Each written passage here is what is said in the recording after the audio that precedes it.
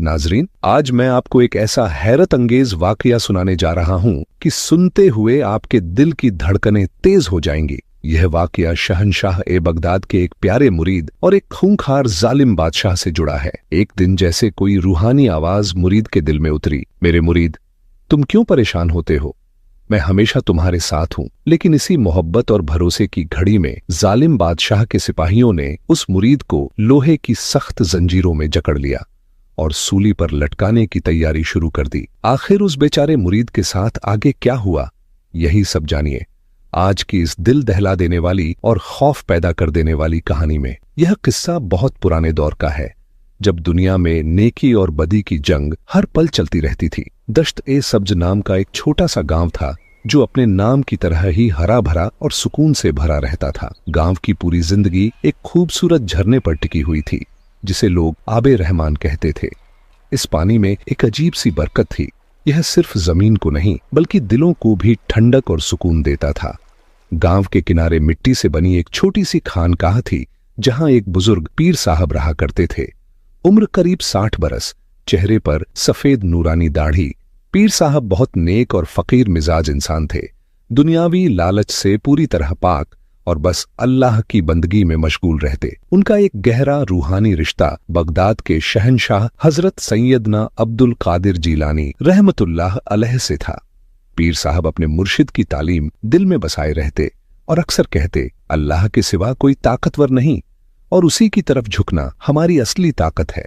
गांव वाले उन्हें चलता फिरता यकीन कहते थे क्योंकि उनकी मौजूदगी पूरे इलाके में अमन और सुकून फैला देती थी। वो हमेशा गरीबों की मदद करते और उन्हें अल्लाह की राह पर चलने की नसीहत करते। मगर किस्मत में उनके लिए आगे एक ऐसी आजमाइश लिखी थी जिसमें उन्हें एक ऐसे जालिम बादशाह से टक्कर लेनी थी जिसका साया भी शिर्क और जुल्म से अंधेरा था। यह गांव जिस सल्तनत के तहत था उस पर सुल्तान जिब्रान की हुकूमत थी। नाम सुनते ही लोग कांप उठते थे क्योंकि वह मुशरिक और जाबिर बादशाह था। उसने अपने दरबार को जादूगरों और बुतों से भर रखा था और लोगों पर दबाव डालता कि वे अल्लाह के बजाय उसके बुतों के सामने सजदा करें। जो लोग तौहीद पर कायम रहते, सुल्तान उन्हें अपना दुश्मन समझता। सुल्तान जिब्रान की नजर जब आबे रहमान के चमकते पानी पर पड़ी तो उसके चेहरे पर हवस की एक चमक दिखाई दी। वजीरों ने फौरन उसके कान में फुसफुसाते हुए कहा कि यह पानी आम नहीं बल्कि अलहदा रूहानी ताकत रखता है और अगर इसे महल और शाही बागों की तरफ मोड़ दिया जाए तो बादशाहत हमेशा के लिए मजबूत हो जाएगी। लेकिन सुल्तान का यह फैसला उस बस्ती की तकदीर पर तूफान बनकर गिरा। सदियों से सुकून में रहने वाली इस जमीन पर अब आजमाइश का दौर शुरू हो चुका था और पीर साहब की असली कसौटी सामने आ गई थी और यहीं से खौफनाक कहानी की शुरुआत हुई। कुछ ही दिनों पहले सुल्तान जिब्रान ने अपनी वैशी फौज का एक बड़ा दस्ता दश्त ए सब्ज भेजा था। आते ही उन्होंने आबे रहमान का रास्ता रोकने के लिए पत्थर और मिट्टी की बड़ी दीवारें खड़ी करनी शुरू कर दी। उनका मकसद साफ था, यह पानी गांव की प्यास नहीं बुझाएगा बल्कि बुतखाने के तालाबों और शाही फव्वारों में बहेगा। आज शाम जब सूरज ढल रहा था, गांव के कई बुजुर्ग कांपते हुए खानकाह की तरफ दौड़े। उनके चेहरों पर बेबसी थी और आंखों में अपमान और खौफ से भरे आंसू चमक रहे थे। पीर साहब, रहीम चाचा ने रोते हुए कहा, वो जालिम हमारी जमीनें बंजर कर रहे हैं। अभी चंद दिन ही हुए हैं और हमारे खेत सूख रहे हैं, हमारी फसलें मरने लगी हैं। अगर पानी चला गया तो यह बस्ती तो बंजर कब्रिस्तान बन जाएगी। एक खातून सिसकती हुई बोली, उनके सिपाही हमारी औरतों को देखकर बदमस्त हो जाते हैं। वो कहते हैं पानी बचाना है तो बादशाह के सामने सजदा करो। वो हमारी इज्जतों पर हाथ डालने की नापाक धमकियां देते हैं। यह सुनकर पीर साहब का दिल दर्द से भर गया। उन्होंने सबको तसल्ली दी मगर उनकी आंखों के अंदर कहीं गहराई में गुस्से और गम की एक आग दहक रही थी। उन्होंने पूरे गांव वालों को जमा किया और संजीदगी से कहा, बच्चों, अब हमारा मामला जमीनों का नहीं, ईमान का है। उनकी ताकत उनकी तादाद है और हमारी असल ताकत अल्लाह की वहदानियत है। फिर पीर साहब ने सबको हुक्म दिया कि अपने घर जाएं और खालिस दिल से अल्लाह से मदद की फरियाद करें। उन्होंने कहा, मैं आज रात अपने रब से रहनुमाई तलब करूंगा और अपने मुर्शिद शहंशाह ए बगदाद से रुजू करूंगा ताकि बताएं कि इस सख्त आजमाइश में तौहीद का दामन कैसे पकड़े रखना है। रात गहरी हो चुकी थी। दश्त ए सब्ज में किसी की आंखों में नींद नहीं थी। हर घर में दुआएं, आंसू और सख्त बेचैनी थी। पीर साहब खानकाह के अंदर सर झुकाए अल्लाह के जिक्र में गुम थे। कुछ देर बाद दुनिया की आवाजें दूर होती चली गईं और वह रूहानी कैफियत में दाखिल हुए। उनकी सांसें धीमी हो गईं, आंखें बंद हुईं और ख्वाब की हालत उन पर तारी होती गई, जैसे दुनिया पीछे छूट गई हो। उन्होंने खुद को एक नूरानी महफिल में पाया। चारों तरफ ऐसा सुकून और पवित्रता थी कि दिल खुद ब खुद झुक जाए। रोशनी सफेद थी, नरम थी और फिजा में अजीब सी रूहानी महक फैली हुई थी। वहां शहंशाह ए बगदाद तशरीफ फरमा थे। उनके चेहरे पर अल्लाह के कुर्ब का नूर झलक रहा था और आंखों में ऐसी हिकमत थी जैसे सब राज उन्हीं पर खुलते हों। पीर साहब ने इंतहाई आजिजी और अदब से दूर खड़े होकर सलाम पेश किया। दोनों हाथ बांधकर झुक गए और चुपचाप खड़े रहे। फिर उन्होंने रोंगटे खड़े कर देने वाले दर्द के साथ पूरा हाल बयान किया। मेरे रहबर, मैंने उन्हें तौहीद पर कायम रखा, मगर अब मेरे पास कोई दुनियावी रास्ता नहीं। जमीनें सूख रही हैं, औरतों की इज्जत खतरे में है। मैं क्या करूं? शहंशाह ए बगदाद ने साफ और ताकतवर आवाज में हिदायत दी। सुनो मेरे बच्चे, तुमने बहुत अच्छा किया कि उन्हें शिर्क से बचाया। तुम्हारी ताकत ना तो तुम्हारे असा में है और न हाथों की पकड़ में। तुम्हारी असल ताकत तुम्हारा कामिल तवक्कुल है। उन्होंने रुककर गहरी नजर डाली और कहा, जब जुल्म अपनी इंतहा को छू ले तो तुम दुनियावी तौर पर कुछ मत करना। कल फज्र की नमाज के बाद सुल्तान जिब्रान के दरबार में जाओ और बस वही एक बात कह देना जो तुम्हारे रब ने सिखाई है। तू पानी का मालिक नहीं, तू सिर्फ एक मखलूक है। फिर शहंशाह ए बगदाद ने मजीद ताकीद की, जब तक तुम सिर्फ अल्लाह के दरवाजे पर सजदा करते रहोगे, अल्लाह तुम्हारे साथ होगा। जाओ, तुम्हारा हथियार सच्चाई और तुम्हारा आसरा तवक्कुल है। रहनुमाई मिलते ही पीर साहब की आंख खुल गई। दिल डर से पाक हो चुका था और रूह ईमान की रोशनी से जगमगा रही थी। अब उन्हें यकीन था कि अल्लाह की नुसरत का वक्त करीब है। सुबह फज्र की नमाज के बाद पीर साहब ने कंधे पर एक सादी चादर डाली। हाथ में सिर्फ एक छड़ी और छोटी सी तस्बीह थी। चेहरे पर एक ऐसी रोशनी थी जो रात वाली रहनुमाई का सबूत दे रही थी। इसी वक्त रहीम चाचा कांपते हाथों से आगे बढ़े। पीर साहब, आप अकेले जा रहे हैं? उनकी आवाज में खौफ था और आंखों में आंसू डूब रहे थे। वो सुल्तान जिब्रान, वो जालिम आपको जिंदा नहीं छोड़ेगा। कल ही उसने एक छोटे बागबान को सूली दे दी। रहीम चाचा बोलते बोलते रुक गए और हवा में एक खामोशी फैल गई।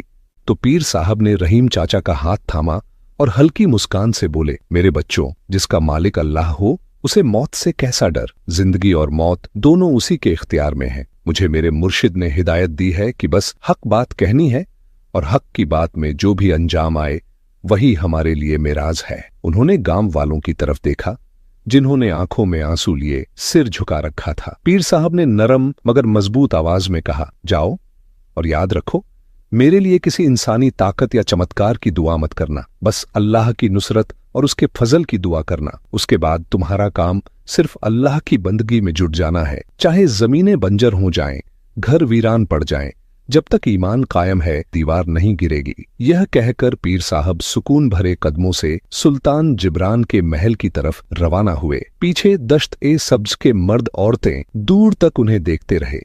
कोई रो रहा था, कोई हाथ उठाकर दुआ मांग रहा था। पीर साहब की यह अकेली चाल हजारों की फौज पर भारी थी, क्योंकि उनके साथ अल्लाह का वादा और मुर्शिद की नसीहत थी। महल पहुंचते ही उन्हें सुल्तान जिब्रान के आलीशान मगर जुल्मत में डूबे दरबार में पेश किया गया। दीवारें सोने की चमक से भरपूर थीं, फर्श जवाहरात से सजा था, लेकिन वहां तौहीद की रोशनी नहीं, बस गरूर और बुत परस्ती का अंधेरा पसरा था। तख्त पर सुल्तान जिब्रान बैठा था। चेहरे पर घमंड की हिकारत और शैतानी मुस्कुराहट तैर रही थी। उसके आसपास वजीर और जादूगर बैठे थे जो कुफ्र के मंत्र पढ़ते हुए फिजा में डर की लहर फैला रहे थे। सुल्तान ने ताने भरे अंदाज में कहा, आओ फकीर, सुना है तुम बड़े अल्लाह वाले हो। तुमने मेरे गांव वालों को मेरे बुतों के आगे झुकने से मना किया है और कहते हो कि मुझसे मत डरो। फिर उसने अहंकार से पूछा, मैंने तुम्हारा आबे रहमान छीन लिया, जमीनें सूख गईं, औरतें खौफजदा हैं, कहां है तुम्हारा अल्लाह? क्या उसने एक कतरा भी तुम्हारे लिए भेजा? अगर वो इतना ताकतवर है तो दिखाओ, क्यों नहीं टूटती मेरे बनाए हुए नहर की दीवार? पीर साहब बिना किसी खौफ के, बिना एक लम्हे की हिचकिचाहट के आगे बढ़े। उनकी आवाज में ऐसा ईमान था जो दिलों को हिला दे। उन्होंने कहा, ऐ सुल्तान जिब्रान, मैं यहां तुम्हें कोई जादू या करामत दिखाने नहीं आया, मैं तुझे तेरा असल मकाम बताने आया हूं। पीर साहब की आवाज में अजीब सुकून था, मगर हर लफ्ज चट्टान की तरह मजबूत। तू पूछता है कि हमारे रब ने पानी क्यों नहीं भेजा। उन्होंने ठहर कर गहरी सांस ली, क्योंकि वो हमें सिखा रहा है कि जब तक तुम उसकी तरफ कामिल यकीन से रुजू नहीं करोगे, वो तुम्हारी मर्जी से चीजें नहीं बदलेगा। ये अल्फाज दरबार में गूंजे और हर शख्स हैरत में जम सा गया। किसी ने कभी बादशाह के सामने इतना सीधा जवाब नहीं दिया था। पीर साहब ने सुल्तान की आंखों में देखा और वही बात दोहराई जो उन्हें शहंशाह ए बगदाद की तरफ से रहनुमाई के तौर पर मिली थी। ए सुल्तान, सुन ले, तू पानी का मालिक नहीं, तू सिर्फ एक मखलूक है। पानी का मालिक, जमीन का मालिक, हवा का मालिक, इज्जत का मालिक सिर्फ एक है, और वो है खालिक ए अकबर। तूने हमारी जमीनें बंजर की, हमारी औरतों को जलील करने की कोशिश की, मगर ये ना भूल, तुझे भी उसी मालिक के सामने एक दिन जवाब देना है। तू हमें सूली की धमकी देता है। सूली से तो बस एक फकीर की जान जाएगी, मगर तेरा जुल्म का निजाम टूट जाएगा। सुल्तान का चेहरा गुस्से से लाल पड़ गया। वो तिलमिला उठा। उसने तलवार की तरफ हाथ बढ़ाया और गुर्राया, गुस्ताख, तूने एक मखलूक होकर मेरी ताकत को चुनौती दी।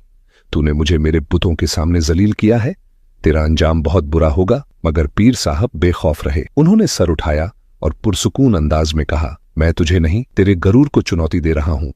मेरे मुर्शिद शहंशाह ए बगदाद ने सिखाया है कि शिर्क और जुल्म दोनों एक ही सिक्के के दो रुख हैं, और जो मखलूक को उसके मालिक से दूर करे, उसका अंजाम हमेशा जिल्लत और तबाही होता है। अब सुल्तान बौखला गया। उसने झल्लादों को चीख कर हुक्म दिया, इस फकीर को जंजीरों में जकड़ दो। कल फज्र के बाद इसे यहीं दरबार के सामने सूली पर लटकाया जाएगा, ताकि दुनिया देखे सुल्तान जिब्रान से टक्कर लेने का अंजाम क्या होता है। मगर पीर साहब के कदम नहीं डगमगाए। उनके दिल में वो यकीन था जिससे पहाड़ भी कांप जाए। उन्हें मालूम था अब उनकी असल आजमाइश शुरू हो चुकी है। क्या सूली पर चढ़ने से पहले रब की नुसरत जाहिर होगी? इसी सवाल के साथ जल्लाद पीर साहब को अंधेरे बदबूदार तहखाने में ले गए। वो सारा दिन और सारी रात ईमान और तवक्कुल में बैठे रहे। उनके हाथों में जंजीरें थीं, ठंडी और भारी, जो हल्की हल्की आवाज कर रही थीं, मगर दिल अल्लाह की याद से आजाद था। उन्होंने तैद खाने की तारीखी में अपने रब के हुजूर दुआ के लिए हाथ उठाए। ए मेरे अल्लाह, तेरी रजा में मेरी जान चली भी जाए तो जाए, मगर मेरे गांव वालों का ईमान ना डगमगाए। उनकी बंजर जमीनों को फिर से सैराब कर दे, ताकि उन्हें मालूम हो जाए कि पानी का मालिक कौन है। आधी रात गुजर चुकी थी। तैद खाने में मुकम्मल सन्नाटा था। सिर्फ दीवारों पर टंगी नमी और दूर से आती ठंडी हवा का एहसास था। पीर साहब अपने मुर्शिद की शिक्षाओं पर अमल करते हुए फिर उसी रूहानी कैफियत में चले गए, और अचानक उन्होंने देखा शहंशाह ए बगदाद का नूरानी दरबार उनके सामने जगमगाने लगा। शहंशाह ए बगदाद ने पुरसुकून और शफीक अंदाज में फरमाया, मेरे बच्चे, तूने हक बात कह दी। तूने जालिम के सामने सिर्फ एक अल्लाह का कलिमा पढ़ा। यही तुम्हारी सबसे बड़ी फतह है। तुम्हारी सूली का हुक्म दरअसल तुम्हारे रब की तरफ से एक इशारा है। पीर साहब ने आजिजी से अर्ज किया, मेरे रहबर, अब मैं क्या करूं? कल मेरी जान चली जाएगी और गांव वाले मायूस हो जाएंगे। शहंशाह बगदाद ने अपनी खास नसीहत दी, मायूस मत होना। मेरा रब कभी अपने बंदों को बेयार मददगार नहीं छोड़ता। तुम्हें कल फज्र से पहले इस कैद खाने से निकलना होगा, मगर याद रखना, ये ना तुम्हारी ताकत होगी ना कोई जादू। ये सिर्फ और सिर्फ तुम्हारे रब का हुक्म होगा।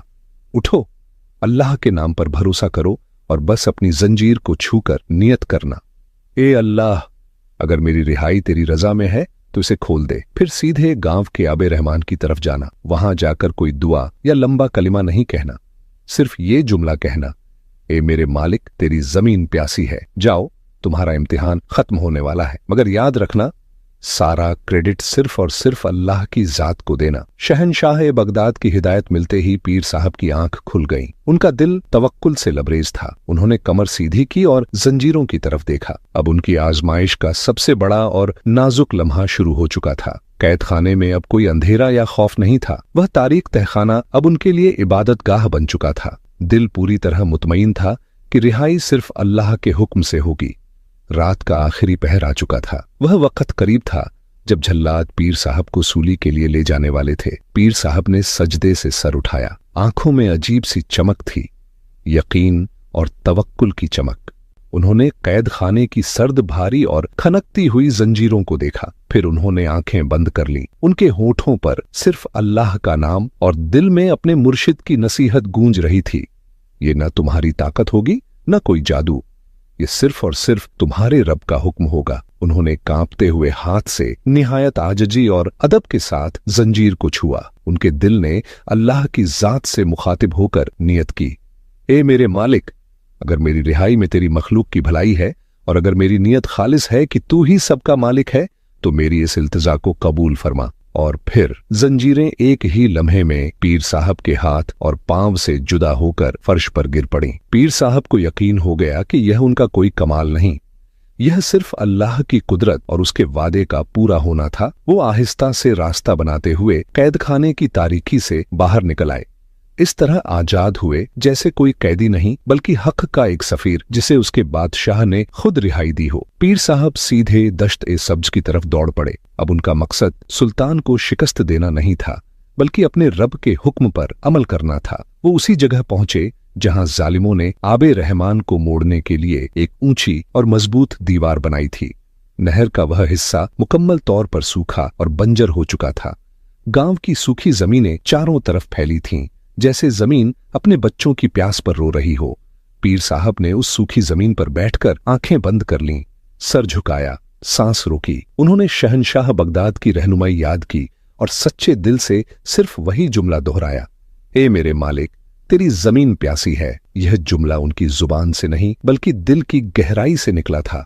जैसे ही ये अल्फाज फिजा में गूंजे, अचानक धमाका खेज आवाज आई। ये आवाज उस मोड़ से आई थी जहां पानी को रोका गया था।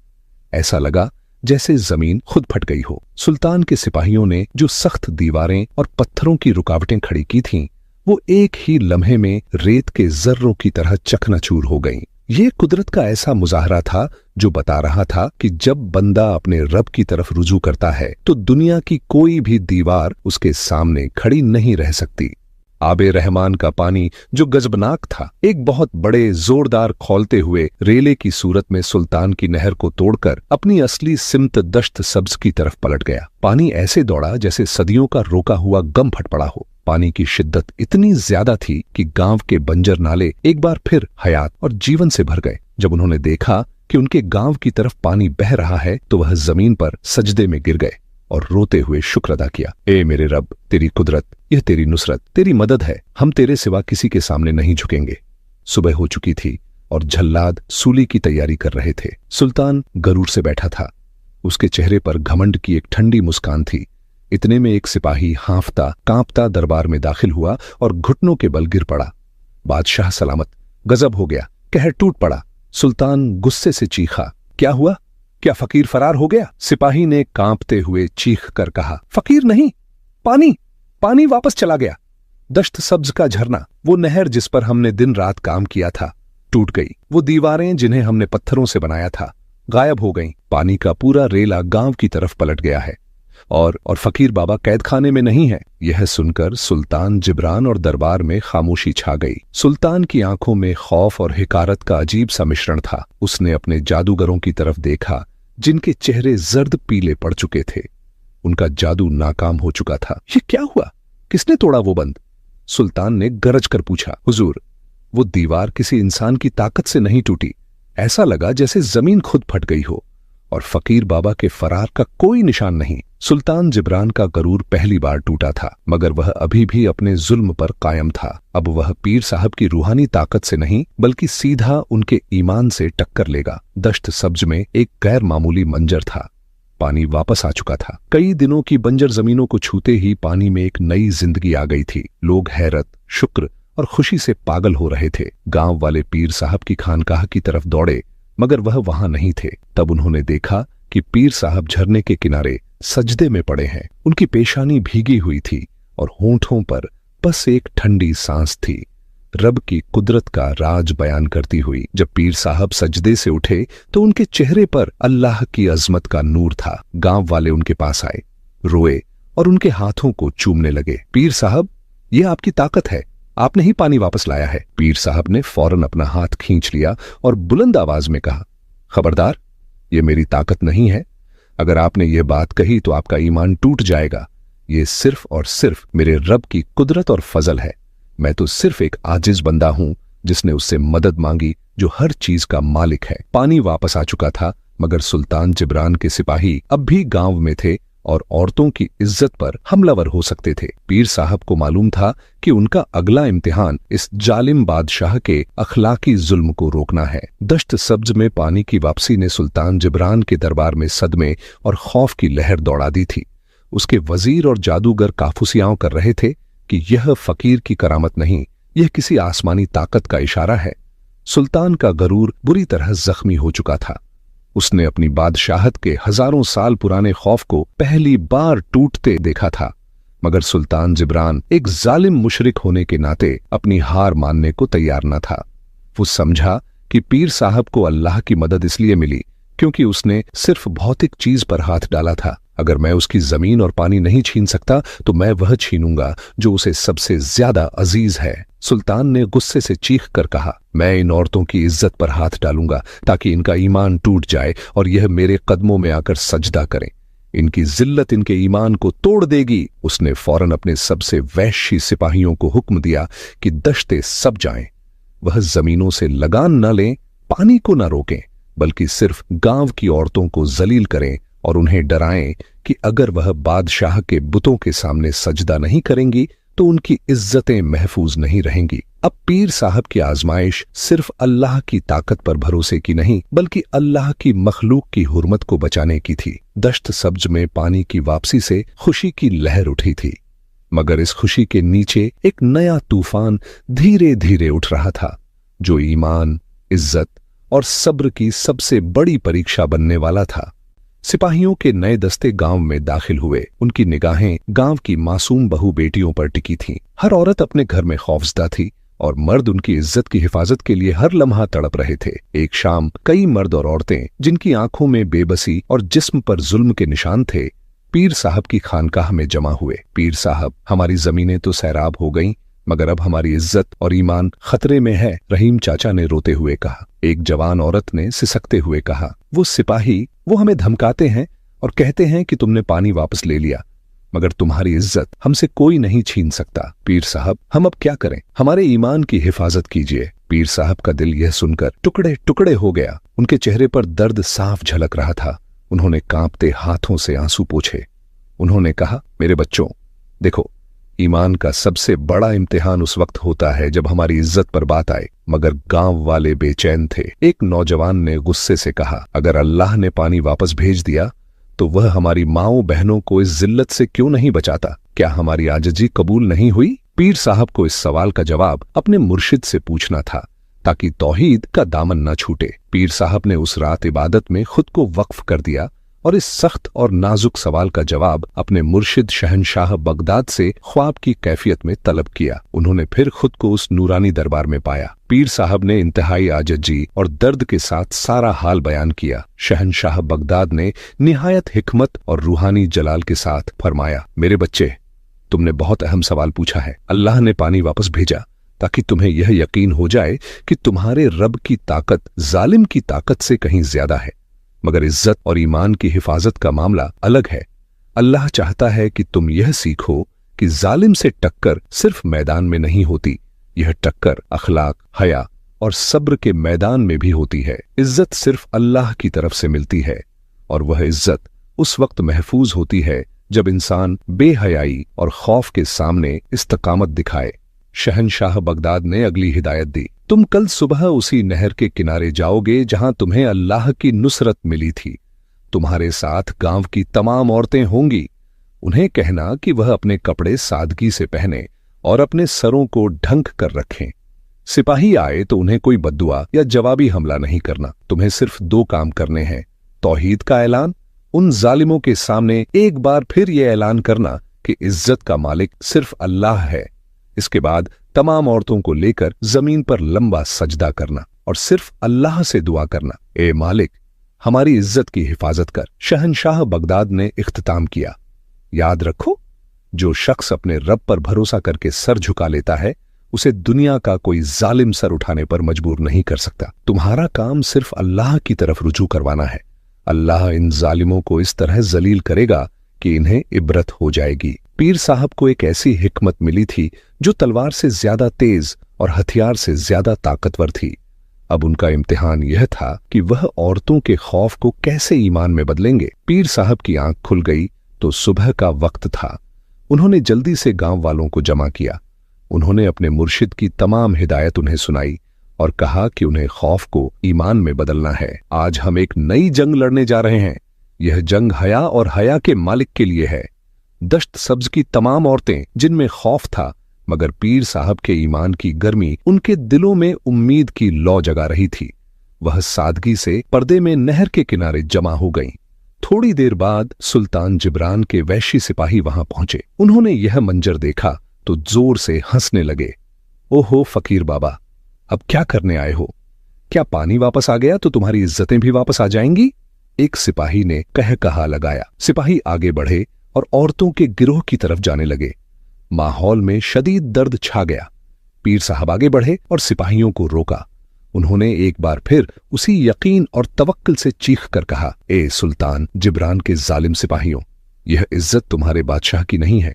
यह इज्जत अल्लाह की तरफ से मिली है और इसकी हिफाजत सिर्फ अल्लाह ही करता है। इसके बाद पीर साहब ने कोई जवाबी कार्रवाई नहीं की। उनके सीने में अल्लाह पर भरोसे की लौ पहाड़ों से ज्यादा मजबूत जल रही थी। उन्होंने तमाम औरत और मर्दों की तरफ देखा और कहा, सर झुका लो, अल्लाह के हुजूर सजदा कर दो, आज तुम्हारा इम्तिहान है। तमाम गांव वाले औरतों और मर्दों समेत इस खौफनाक लम्हे में जमीन पर सजदे में गिर गए। वो सजदा बहुत लंबा था। हर कोई रो रहा था और सिर्फ एक ही दुआ मांग रहा था, ऐ मेरे रब, हमारी इज्जत की हिफाजत कर। यह सजदा एक ऐसी ढाल बन चुका था जिसे दुनिया की कोई तलवार काट नहीं सकती थी। अब क्या होगा? क्या सुल्तान जिब्रान का जुल्म अपने अंजाम को पहुंचेगा? दश्त सब्ज के नहर किनारे एक अजीबोगरीब मंजर था। सुल्तान जिब्रान के वैशी सिपाही अपनी बदमस्ती में आगे बढ़ रहे थे और उनके सामने मर्द और औरतों का पूरा गिरोह जमीन पर लंबे सजदे में पड़ा था। उनके सरों से आंसू गिर रहे थे, मगर उनके दिलों में सिर्फ अल्लाह पर कामिल तवक्कुल, पूरा भरोसा था। सिपाही पीर साहब की तरफ बढ़े ताकि उन्हें उठाकर जलील करें। जैसे ही उनमें से एक सिपाही ने अपना हाथ पीर साहब की चादर की तरफ बढ़ाया, आसमान में अचानक गैर मामूली तब्दीली आई। सारे माहौल में एक अजीब सी खामोशी छा गई।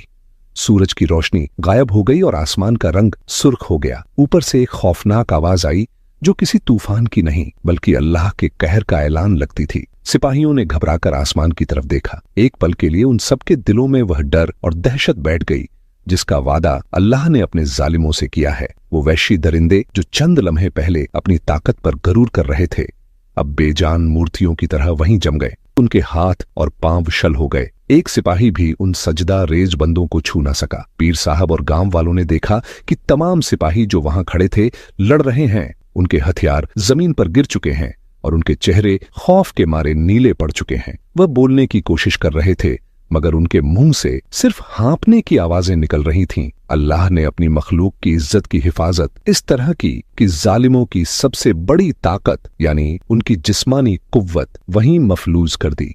पीर साहब ने एक बार फिर आसमान की तरफ देखा और रोते हुए कहा, ए मेरे रब, यह तेरी अजमत है, तू हर हाल का मालिक है।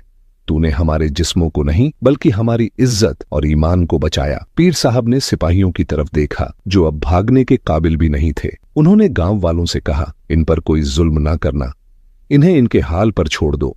अल्लाह का कहर उसके खौफ से ज्यादा सख्त होता है। उधर शहर में सुल्तान जिब्रान गरूर से बैठा इंतजार कर रहा था कि उसके सिपाही पीर साहब के ईमान को तोड़ कर लाएंगे। वो फकीर मेरी ताकत के सामने हार गया।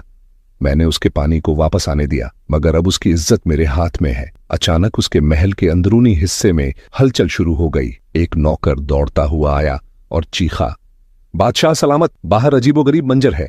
सारे सिपाही जो गांव गए थे हिल नहीं पा रहे हैं, वो मूर्तियां बनकर रह गए हैं। उनके चेहरों पर एक हौलनाक खौफ है। सुल्तान ने हंसकर इस खबर को रद्द करने की कोशिश की, मगर उसी लम्हे उसके दरबार में मौजूद जादूगरों के बुत जो तख्त के पास रखे थे खुद ब खुद जोर से जमीन पर गिरे और टूट गए। दरबार में एक ऐसा खौफनाक जलजला आया जो सिर्फ पत्थरों में नहीं बल्कि दिलों के अंदर उतरा। यह जलजला सिर्फ महल के अंदर था। सुल्तान जिब्रान ने अपनी आंखों से यह मंजर देखा। उसका गरूर और उसकी ताकत एक ही लम्हे में मिट्टी में मिल गई। उसे यकीन आ गया कि यह कोई फकीर की ताकत नहीं बल्कि उस खालिक की नाराजगी है जिसकी वहदानियत को वह चुनौती दे रहा था। सुल्तान जिब्रान खौफ के मारे अपने तख्त से गिरा और दीवानावार भागने लगा। मगर जो अल्लाह के कहर की लपेट में हो वह कहाँ जा सकता है। सुल्तान जिब्रान, जो पूरी रियासत का मालिक था, पानी के मोड़े हुए सूखे नहर के पास जा गिरा। वो अपनी मौत तक दीवानगी की हालत में रहा। उसकी जुबान पर सिर्फ एक ही कलिमा था, मैं जालिम हूं, मैं जालिम हूं। पानी का मालिक सिर्फ वही है। उसका अंजाम इबरतनाक था और उसकी सल्तनत चंद ही दिनों में टूट फूट का शिकार हो गई, क्योंकि उसकी बुनियाद जुल्म और शिर्क पर थी।